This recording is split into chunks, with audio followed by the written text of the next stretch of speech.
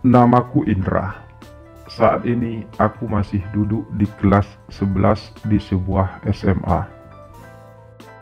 Aku punya seorang teman laki-laki bernama Eko. Dia satu kelas denganku dan juga satu bangku.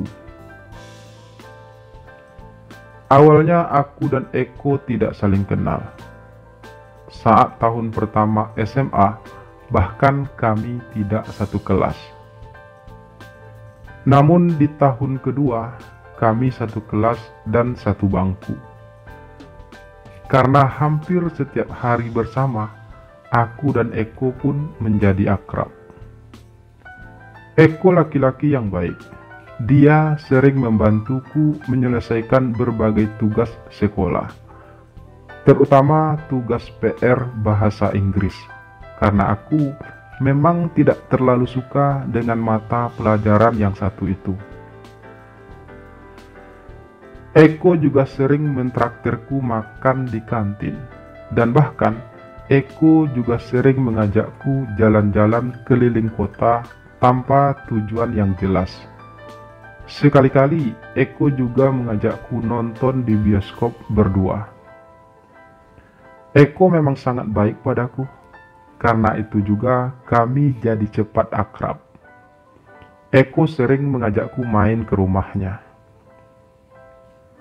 Eko anak sematawayang dari seorang pengusaha kaya. Ibunya juga seorang wanita karir yang sukses. Kehidupan Eko memang terbilang sangat mewah. Sementara aku hanya anak seorang buruh bangunan. Aku juga masih punya 2 orang adik yang masih kecil-kecil. Sebagai anak sulung dan satu-satunya laki-laki, aku memang harus lebih sering mengalah kepada adik-adikku, terutama soal keuangan. Kadang aku merasa iri melihat kehidupan Eko yang bergelimang harta. Namun Eko begitu baik padaku. Dia juga bukan orang yang sombong dan tidak suka pamer. Aku dan Eko memang sudah sangat dekat. Aku juga merasa sangat berhutang budi padanya karena kebaikannya selama ini padaku. Aku sering menghabiskan waktu bersama Eko. Aku bahkan sering mengabaikan pacarku hanya demi menemani Eko. Aku memang punya seorang pacar, namanya Nina. Dia satu sekolahan denganku, tapi tidak satu kelas. Aku dan Nina pacaran sudah hampir 3 tahun. Kami pacaran sejak kami masih sama-sama SMP. Bagaimanakah akhirnya kisahku bersama Eko? Siapakah Eko sebenarnya? Dan bagaimana pula sebenarnya perasaanku pada Eko? Simak kisah ini sampai selesai ya. Namun sebelumnya, bagi yang baru mampir, jangan lupa untuk subscribe channel ini dan klik tanda lonceng untuk menyaksikan video-video menarik lainnya di channel ini. Terima kasih banyak kepada seluruh subscriber setia saya. Terima kasih atas kesetiaannya. Terima kasih atas segala dukungan, motivasi, saran, dan masukannya selama ini. Terkhusus buat pelanggan channel ini, terima kasih banyak telah berlangganan. Semoga silaturahmi di antara kita kian terjalin dengan erat. Bagi Anda yang ingin berlangganan ataupun bergabung bersama channel ini, silakan klik tombol gabung di bawah ini, atau bisa langsung di deskripsi video ini. Dapatkan berbagai keuntungan istimewa dengan berlangganan dan bergabung bersama channel ini. Di antaranya, Anda akan mendapatkan nomor WhatsApp khusus dari kami, serta video-video eksklusif dari kami, dan tentu saja berbagai fitur-fitur menarik lainnya. Tentu saja, semua Keuntungan istimewa itu bisa Anda dapatkan dengan bergabung bersama channel ini. Jadi silahkan bergabung ya. Terima kasih, selamat menikmati, dan semoga terhibur. Salam sayang untuk kalian semua.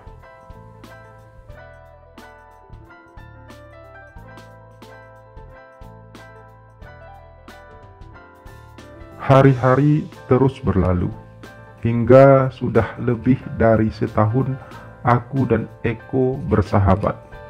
Sekarang kami sudah duduk di tahun terakhir SMA. Hubunganku dengan Nina, pacarku, masih baik-baik saja. Meski aku lebih sering menghabiskan waktu bersama Eko. Nina memang sedikit manja dan juga posesif. Orangnya suka ngambek gak jelas. Aku kadang juga merasa jenuh dengan hubungan kami yang terkesan datar tanpa warna. Tapi aku sangat mencintai Nina. Aku sering mengalah untuknya. Dan aku bahagia bisa menjadi pacarnya hingga saat ini. Namun akhirnya, aku harus menelan sebuah kepahitan ketika tiba-tiba Nina meminta putus dariku. Aku ingin fokus belajar, Ndra, apalagi sekarang kita sudah memasuki semester terakhir. Aku harus mendapatkan nilai tinggi agar aku bisa masuk ke kampus favoritku. Begitu alasan Nina mengakhiri hubungan kami. Aku, meski dengan perasaan sangat berat, harus menerima keputusan Nina tersebut. Aku tidak ingin mengganggu studinya.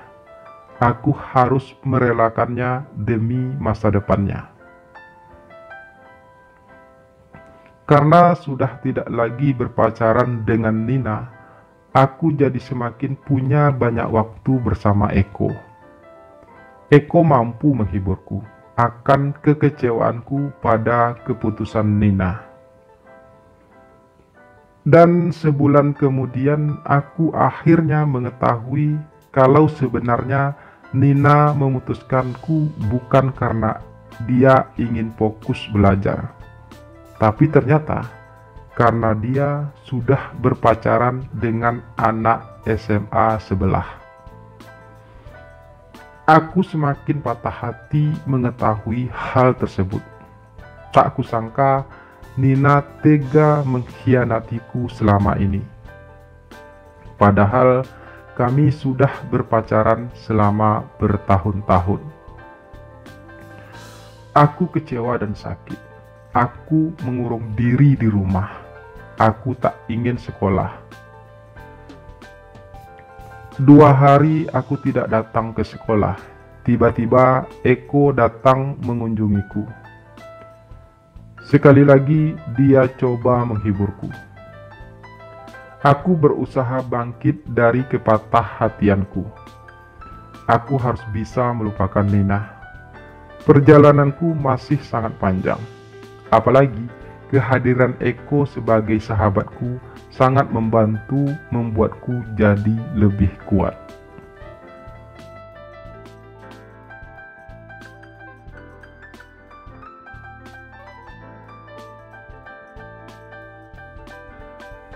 Hari-hari masih terus berlalu.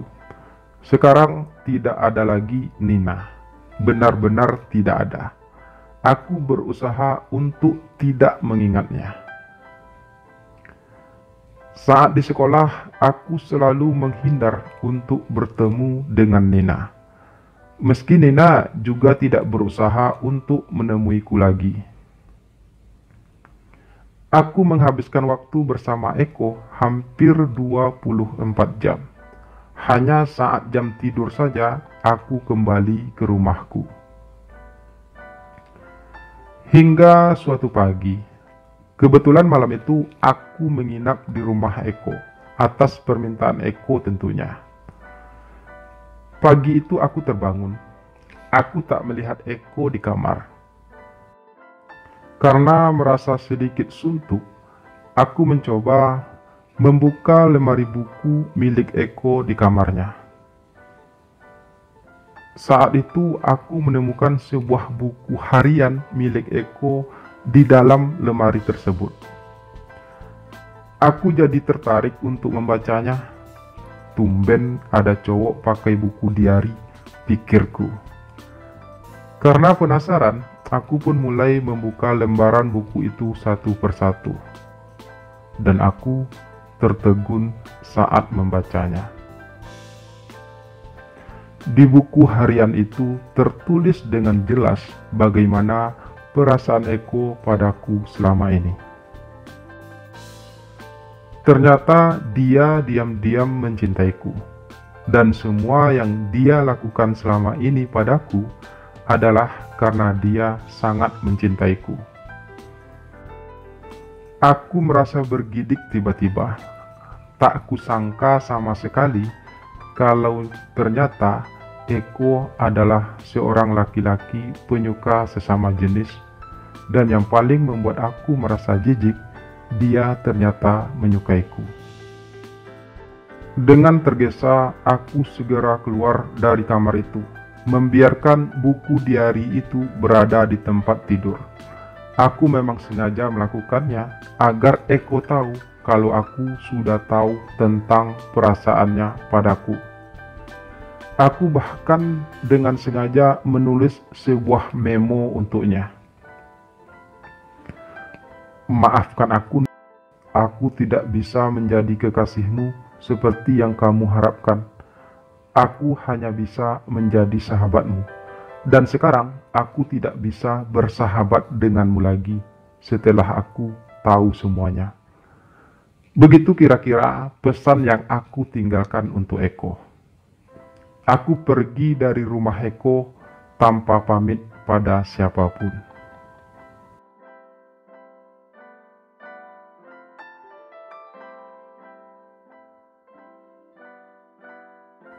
Sejak saat itu, aku pun mulai menjaga jarak dari Eko. Aku tidak lagi bertegur sapa dengannya.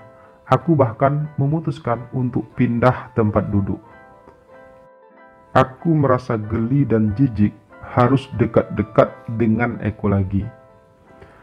Meskipun terus terang, aku merasa sangat kehilangan sosok Eko. Aku merasa kesepian. Selama ini Eko selalu ada untukku. Dia selalu bisa menghiburku. Dia selalu membantuku dalam banyak hal. Hidupku menjadi berwarna dengan kehadiran Eko. Sekarang semua itu tiada lagi, dan aku merasa kehilangan. Tapi aku juga tidak mungkin terus bersahabat dengan orang yang diam-diam menginginkanku. Aku mencoba menjalani hari-hariku sendiri, tanpa Nina dan tanpa Eko. Meskipun terasa berat, namun aku harus melaluinya. Menjalani kehidupanku sendiri dengan perasaan penuh kesepian. Ujian akhir tinggal beberapa minggu lagi, dan itu sangat menyiksaku. Aku ingin buru-buru lulus dari sini. Terlalu menyakitkan rasanya berada di sekolah ini. Nina yang sudah berpacaran denganku selama bertahun-tahun telah mengkhianatiku, dan dia sudah bahagia dengan pacar barunya sekarang. Eko yang sudah aku anggap sebagai sahabat terbaikku, sekarang justru membuat aku tak nyaman berada di dekatnya. Aku benci mereka berdua saat ini.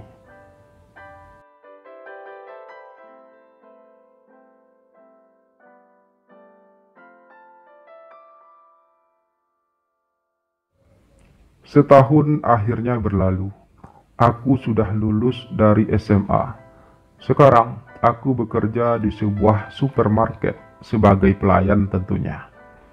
Aku tidak kuliah. Aku tidak bisa kuliah karena orang tuaku tidak sanggup membiayai kuliahku. Apalagi adik keduaku sekarang sudah SMA dan adik bungsuku juga sudah SMP. Jadi mereka berdua butuh biaya banyak. Dan untuk kesekian kalinya, aku harus mengalah kepada adik-adikku. Setahun ini aku sudah melupakan tentang Nina. Aku benar-benar sudah move on darinya. Aku juga sudah melupakan tentang Eko.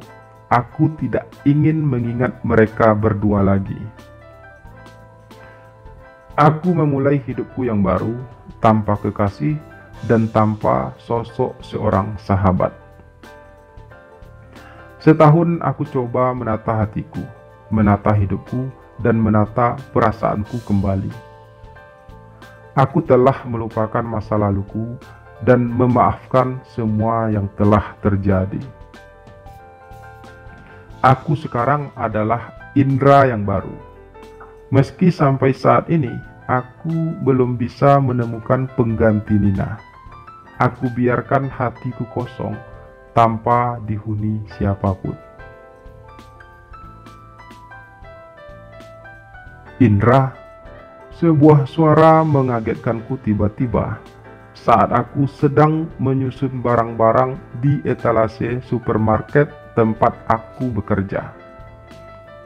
Aku memutar kepala menatap ke arah suara tersebut. Jantungku berdegup tiba-tiba saat melihat Eko sudah berdiri di sampingku. Eko, sapaku ringan, berusaha bersikap sesantai mungkin. "Kamu kerja di sini sekarang?" tanya Eko kemudian. Aku hanya mengangguk ringan menjawab pertanyaan tersebut. Entah apa yang aku rasakan saat itu. Sebagai seseorang yang pernah bersahabat, tentu saja aku merasa senang bisa bertemu Eko kembali.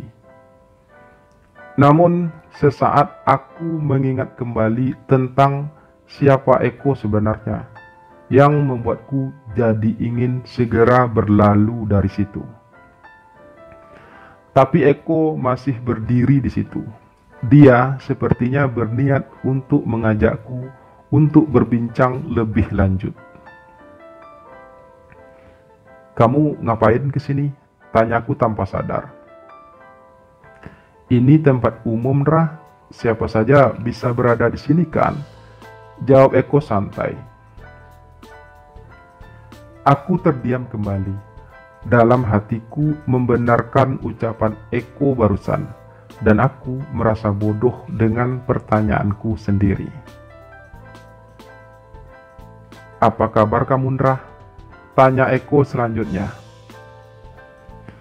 "Saya baik kok, kamu sendiri apa kabar?" balasku dengan sedikit kaku. "Saya masih seperti yang dulu, Ndra," jawab Eko dengan sedikit menekan suaranya. Aku mengerti arah kalimat Eko barusan. Karena itu, aku ingin segera mengakhiri pembicaraan tersebut. "Maaf kok, aku harus lanjut kerja lagi," ucapku akhirnya. "Oh iya, aku lanjut belanja ya," balas Eko tiba-tiba terdengar kaku. Eko pun segera berlalu dari hadapanku. Aku menarik napas lega. Setelah setahun tak pernah bertemu Eko, dan aku bahkan tidak pernah tahu kabar tentangnya, aku masih merasa tidak nyaman berada di dekatnya. Aku tak menyangka akan bertemu Eko kembali. Semoga saja itu adalah pertemuan terakhir kami. Ya, semoga saja.